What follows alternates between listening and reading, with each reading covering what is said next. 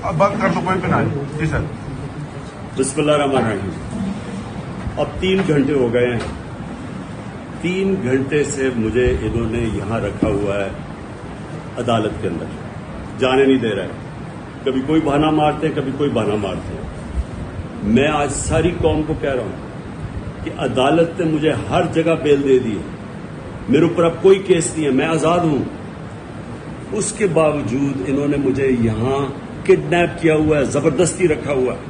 मैं सारी कौम को आज ये बताना चाहता हूं कि इनकी बदनीयती है, ये फिर से कुछ करना चाहते हैं। सारी कौम तैयार हो जाए कि एक जब अदालतों के फैसले नहीं माने जा रहे, जिस मुल्क के अंदर कानून की हैसियत ही खत्म हो गई है, तो अवाम को पुरअमन एहतजाज करना चाहिए। नहीं तो हम भेड़ बकरियां बन गए हैं। अब जब आइन की भी कोई परवाह ना हो, जब कानून की भी परवाह ना हो, जो ताकतवर हो जो मर्जी चाहे, कि अदालत ने फैसला कर दिया कि मैं आजाद हूं।